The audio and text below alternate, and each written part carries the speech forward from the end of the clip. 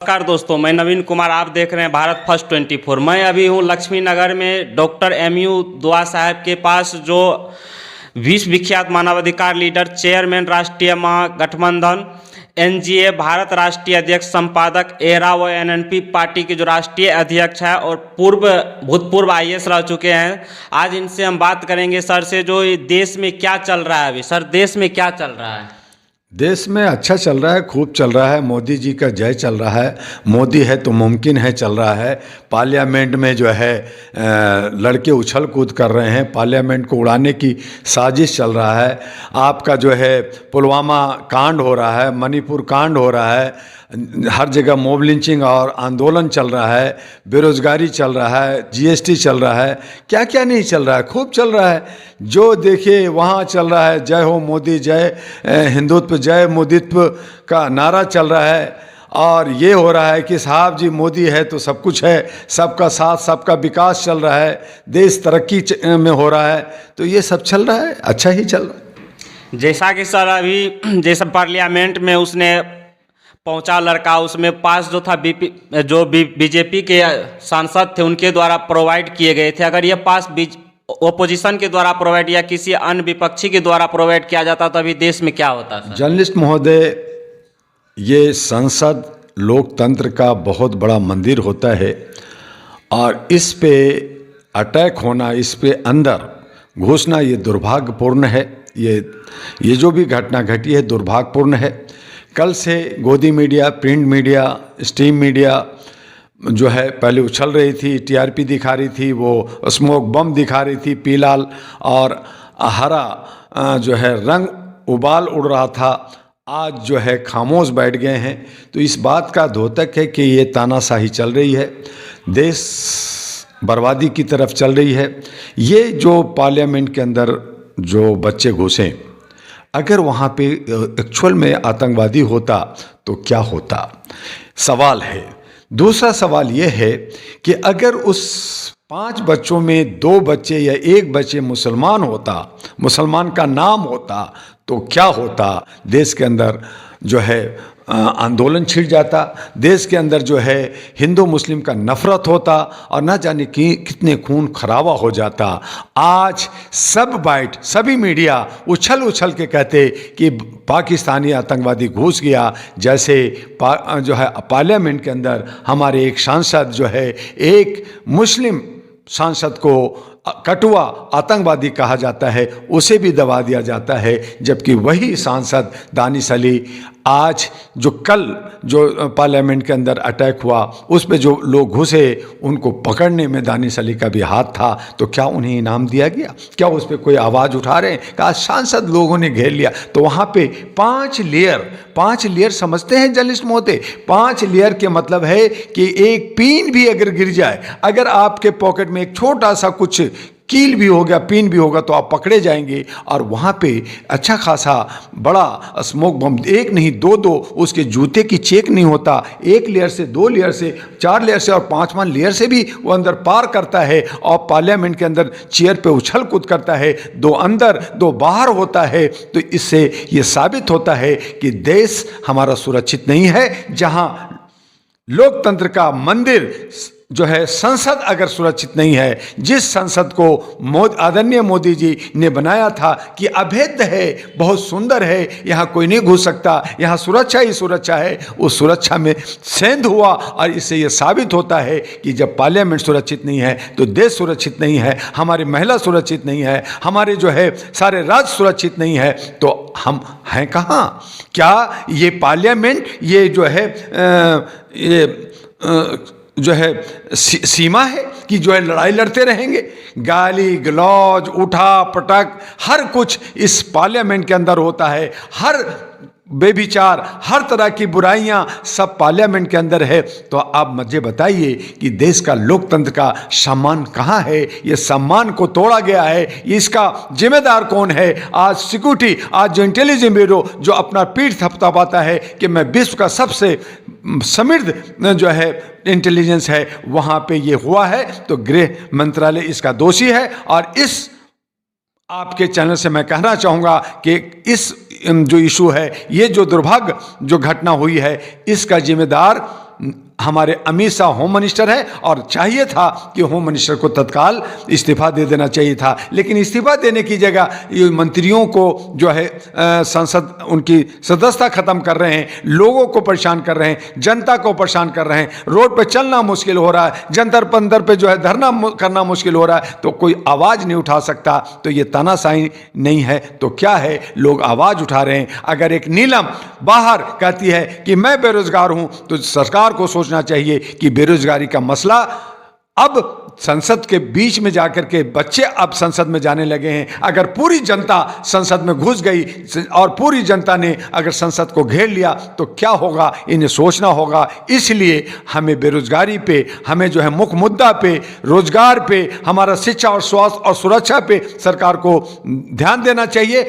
और इस तरह की घटना जो हुई है इसकी निंदा होते हुए उसकी जांच होनी चाहिए कि इसके पीछे कौन लोग हैं, उसको सजा मिलनी चाहिए। और अगर ऐसा नहीं होता तो हम असुरक्षित है, हमारा देश असुरक्षित है। इस पर सरकार को सोचते हुए हो सकता है कि इस पे विपक्ष और बाकी लोग मांग करें कि देश के प्रधानमंत्री भी इस्तीफा दें, लेकिन आप इन प्रकार तरीके से दूसरे को तंग करेंगे और मुख्य मुद्दा पे नहीं जाएंगे और मुख्य जड़ पे नहीं जाएंगे तो ये घटना बार बार होगी। और इसका आपको पता था इंटेलिजेंस ब्यूरो को कि 13 दिसंबर को वर्षी जो 22 साल पहले 2001 में यह घटना घटी थी, आपकी सिक्योरिटी को पता था, आपके इंटेलिजेंस को पता था, तो उनको आपने पकड़ा क्यों नहीं? वो प्लानिंग कर रहे होंगे, कहां से कितने दिनों से ये प्लानिंग कर रहे थे, तो आपके पास इंफॉर्मेशन नहीं था क्या? अगर था तो आपने उस पर एक्शन क्यों नहीं लिया? आपने पकड़ा क्यों नहीं? आज जब चिड़िया चुग गई खेत तो आप जो है ढोल बजा रहे हो, तो ऐसा नहीं होगा। और इस तरह का जो अगर कल उसमें एटम अपना उसके बॉडी में ही बम होता या उसके जूते में ही बम होता तो आज पार्लियामेंट जो हमारा जो वहां पे बहस चल रही है वो आज जो है वहां काला धुआं ही धुआं होता। वो क्या स्थिति होती, देश की स्थिति क्या होती। 203 देश जो आज कह रही है कि देश का, भारत का जब संविधान जहां पे लोकतंत्र का मंदिर है, जो पार्लियामेंट है, अगर वो सुरक्षित नहीं है तो ये देश सुरक्षित नहीं है। और इसका जो आतंकवादी हैं, अलगाववादी हैं, वो लोग मजे ले रहे होंगे कि हम भी ऐसा कर सकते तो काश। और आज अगर उसके अंदर मुसलमान का नाम होता तो क्या होता, तो इससे हमें एक राहत मिली कि आज उसमें मुसलमान नहीं है। आज मीडिया जिनको जो दिखाना चाहिए, बताना चाहिए, ना बता करके आज अगर मुसलमान होता तो इसको जो है टीआरपी बनाने के लिए गॉसिप बना करके सुबह शाम बाइट चलाते, आतंकवादी आ गया, मुसलमान हो गया। तो इस तरह की हरकतें करने वाले का कोई जात नहीं होता, कोई धर्म नहीं होता, कोई मजहब नहीं होता। ये सब मानसिक विकृत लोग हैं जो देश को टुकड़ा करना चाहते हैं, हमारे बीच में बेमनस करना चाहते हैं। और ऐसे लोगों पर रोक होना चाहिए। जब कहीं भी आंदोलन हो, जब कहीं भी मॉब लिंचिंग हो, जब कहीं भी दंगा फसाद हो, तो उसको जो है आप जात और धर्म से, नफरत से ना जोड़ करके उस स्थिति को सुधारने का, उस पे कमांड करने का और उसको जो है अपने कब्जे में लेने का बात करें, न कि नफरत फैलाएं। ये आपके चैनल से मैं जनता से भी अपील करूंगा कि आप इस तरह के अफवाहों पे ना जाएं। और जो ये ऐसा लोग कर रहे हैं वो देश के द्रोही हैं, ऐसा उस पर रोक लगना चाहिए। सरकार को जो है अपने इंटेलिजेंस पे जो है उसको सख्त करते हुए होम मिनिस्टर की जवाबदेही लेते हुए होम मिनिस्टर को इस्तीफा दे देना चाहिए। सर, विपक्ष की अगर हम सबसे ज़्यादा कमी गिनवाए आपको, तो पहले की जो संसद भवन है हमारे, उसका अगर हाइट देखेंगे दर्शक दीर्घा से,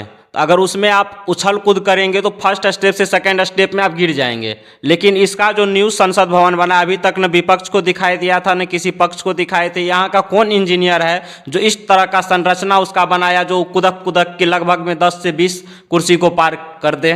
देखिए, ये तो हमारे हैं, मोदी है तो मुमकिन है वाली बात है। उन्होंने अपने हिसाब से करोड़ों अरबों रुपया पैसा खर्च हुआ इस पे, और इसको कहा गया कि बहुत ही सुरक्षित ये जो है पार्लियामेंट बना है, बहुत सुंदर बना है। तो ये बात साबित हो गया कि आपके अंदर छेद क्या है, आपकी कमी क्या है, आपने कहाँ घोटाला किया है, ये तमाम सवाल उठते हैं। और रही बात ये कि दर्शक दीर्घा में आदमी जो है, कोई भी व्यक्ति या कोई भी लीडर, वहाँ लीडर भी जाता है तो उसकी भी दुनिया भर की जांच होती है। आप वहाँ जो गया, आप उसकी सिक्योरिटी को जो है, उसका इंटेलिजेंस है, वो क्या कर रही थी, ये सवाल उठता है। और जो लोगों ने पासेस दी वो क्या सोच के दिया, उनके पीछे क्या मंशा थी, उनके पीछे कौन लोग थे, ये सब जांच का विषय है। रहा दीर्घा जो है ऊंचा हो, वो जालीदार हो, क्या हो, ये तो वो लोग जाने, लेकिन उसी संसद के अंदर तमाम बुराइयां होती है, तमाम गंदे लोग बैठे हैं, अरबों खरबों रुपये का जो है सारे भ्रष्टाचारी बैठे हैं।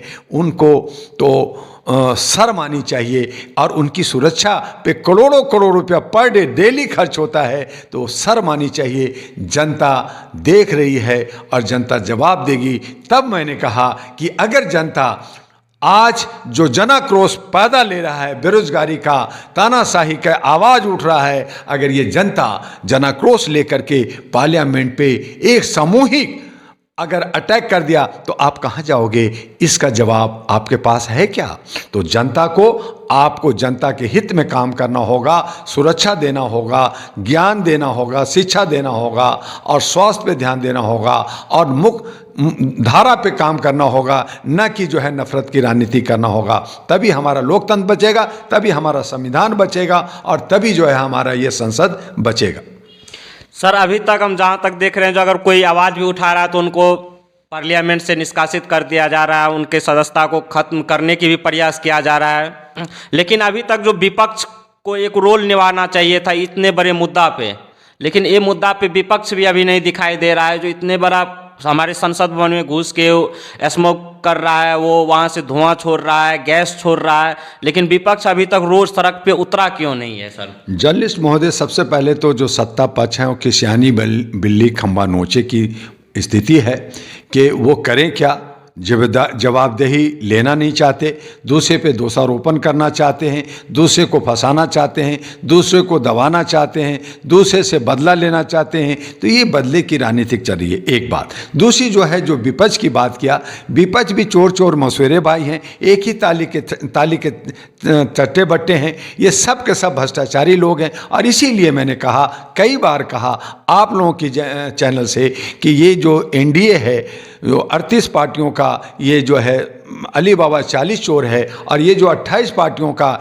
इंडिया है, ये भी जो है लोमड़ी की टीम है। और ये सब भ्रष्टाचारी सभी राज्यों में कहीं कमोबेश इन्होंने भ्रष्टाचार में लिप्त हैं। तो दोनों चट्टे बट्टे लोग हैं। इन तमाम लोगों से हट करके जनता को एक सकारात्मक विकल्प की ज़रूरत है और विकल्प ढूंढना होगा। जनता ठगी जा रही है बार बार। 75 साल हो गए हैं, हम अमृत महोत्सव मना रहे हैं, लेकिन हम आज आज़ाद नहीं हैं, हम स्वतंत्र नहीं हैं, हम समानता का अधिकार लेकर के नहीं जी रहे हैं, हम घुट घुट के जी रहे हैं। और इसीलिए डॉक्टर दुआ ने अहरा नेशनल पार्टी का निर्माण 2009 में किया था कि अच्छे सच्चे लोग हमारे पार्लियामेंट के जा आएँ। और उसके लिए हमने राष्ट्रीय महागठबंधन भारत एनजीए का निर्माण किया, जिसमें 222 पार्टियों को हम लोग सम्मिलित किया कि आइए और इस पवित्र जो है लोकतंत्र को बचाने की कोशिश कीजिए, संविधान को बचाने की कोशिश कीजिए। लेकिन कमोबेश हमारे जो है वैश्विक युग चल रहा है, पैसे का युग चल रहा है, और पैसे की मारामारी में जनता कहीं ना कहीं भटक जाती है। और हमारे जो बहुसंख्यक हैं, ओबीसी के लोग हैं, SC ST के लोग हैं, मूल निवासी हैं, ये भटक जाते हैं और इनको टुकड़े टुकड़े गैंग कहा जाता है। बड़े सारे संगठन,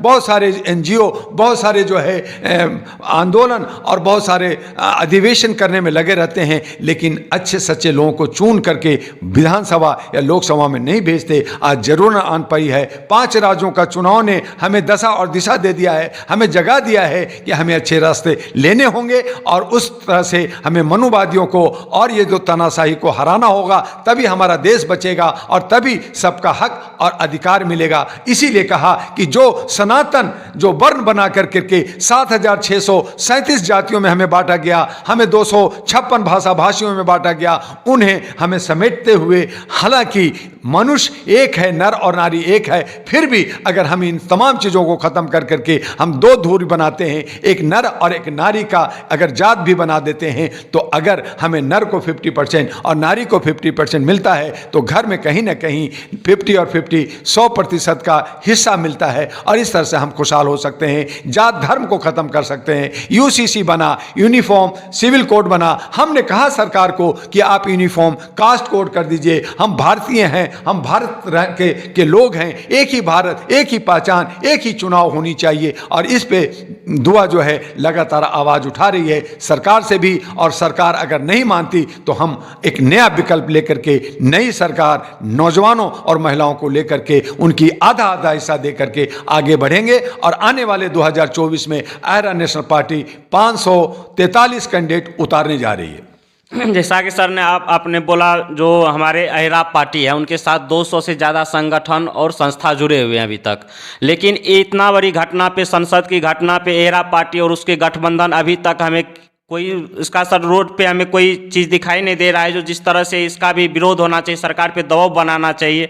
इसमें तो 200 से ज़्यादा संस्था आपके पास जुड़े हुए, लेकिन आपका भी अभी तक तो कोई नहीं। दिन से परसों से जब से ये घटना घटी है, लगातार हम लोग बोल रहे हैं, लगातार इस पे आवाज़ उठा रहे हैं। रही सड़कों पे जाने का, तो जो बड़ी पार्टियां हैं, जो विपक्ष हैं, वो भी खामोश है। सेशन चल रहा है, सड़कों पे जो लोग निकल रहे हैं, जो बोल रहे हैं, उनको अरेस्ट किया जा रहा है। जो सांसद हैं, उनकी जो सदस्यता खत्म करी जा रही है। तो इस तरह से तानाशाही चल रहा है। लोग कहीं ना कहीं डरे और सहमे हैं। ऐसी सूरत में हम जो है लोकतंत्र में रह रहे हैं या राजतंत्र में रह रहे हैं, ये कहना मुश्किल हो गया है। और यही वजह है कि आज हम इसकी भर्त्सना कर रहे हैं, लेकिन हम डरे हुए भी हैं कि ये सरकार कब हमें जेल भेज देगी, कब हमें डंडे मारेगी, कब हमारे पुलिस आकर के मुझे उठा के ले जाएगी, ये कहना मुश्किल है। तो इसलिए आज हमारे बीच में जो दशा और दिशा, जो आवाज़ उठाने का एक माध्यम है, वो सोशल मीडिया है। सोशल मीडिया के भी अंकुश लग रहे हैं, उनको भी धरपकड़ हो रही है। तो कहीं ना कहीं हमारी बोलने की अभिव्यक्ति और आज़ादी पे अंकुश है, और यही वजह है कि जनता सहमी हुई है। लेकिन जिस दिन ये जनाक्रोश निकलेगा, जिस दिन ये आवाज़ उठेगी, ये जितने भी तानाशाही लोग हैं, जितने भी मनोवादी लोग हैं, चाहे वो किसी भी पार्टी का हो, उन्हें धराशायी करने के लिए समय आने दीजिए। इसका जवाब हम लोग मिल करके देंगे, और इसकी तैयारियां भी हम लोग कर रहे हैं। जैसा कि सर आपने बोला, लास्ट क्वेश्चन है सर आपसे, आपने बोले हमें डरे हुए हैं उससे क्या डर लग रहा है सर? इतनी बड़ी संस्था तो आपकी भी है, आप भी तो पूरे देश में अपना फैला रखे हैं, और आपके पास भी उतना सदस्य है। जर्नलिस्ट महोदय, सदस्य होना अगर ऐसा होता तो राम रहीम प्रधानमंत्री होता, आसाराम जेल में नहीं होता, बड़े बड़े ऋषि मुनि बागेश्वर बाबा प्रधानमंत्री होते। वो तो करोड़ों लाखों का भीड़ लगा देते हैं। और जो है मुकेश अंबानी, अडानी, जो पैसे वाला है, जो पैसे बांट करके प्रधानमंत्री हो जाता, ये ऐसा नहीं होता। लोकतंत्र के अंदर एक खूबसूरती है, और उसके अंदर जिसके हाथ में सत्ता है, जिसके हाथ में डंडा है, वही भैंस उसके भैंस, जिसके हाथ में डंडा उसका भैंस। हमारे गाँव में कहावत है कि अगर आपके हाथ में डंडा है और भैंस का धागा, उसका जो रस्सी आपके हाथ में है, तो भैंस आपका। तो ये आज की चरितार्थ यही हो रहा है